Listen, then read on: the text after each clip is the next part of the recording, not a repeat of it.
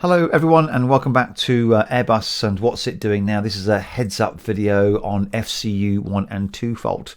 For those of you that have been watching the channel for some time, you'll have seen these heads up videos before, and the whole purpose of them is to obviously let you know what's coming up. But really what it means to you is that once you have an idea of the subject matter, if you've seen this failure before, or you have any questions on it, and whether you have any queries on some of the tech or some of your experience of it, some grey areas that you might have, now's the time really to put it in the comments below, because if I see there's a common theme there, then I'm able to integrate that into the briefing that I do, or into the presentation that I do. So hopefully I can answer some of those questions in the briefing for you. So that's really the purpose of it. So if you've got any questions, whether it be on the handling of it and the how, or the technical background of it, put it in the comments and I'll integrate it into the presentation.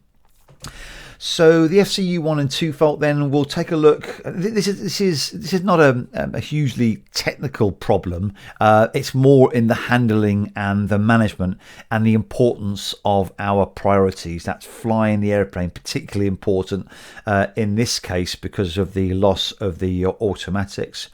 Navigation as well, because there are some the navigation capability of the aircraft is downgraded, and the communication in terms of communication between the crew and with ATC.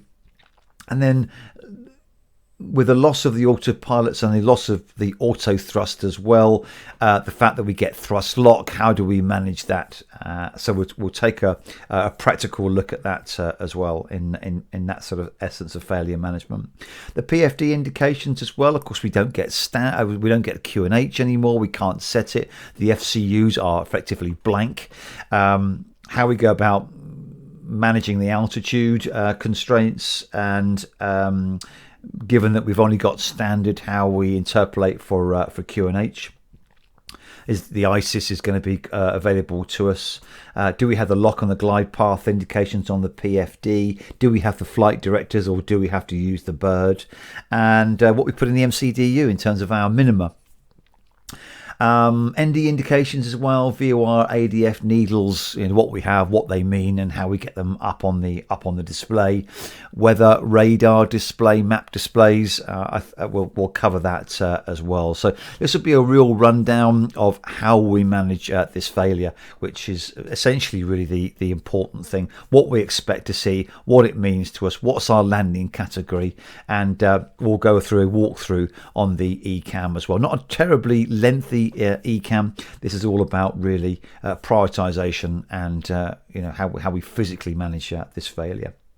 So that's coming up soon. What are we at the moment? On the 21st of May, which is I think the Friday.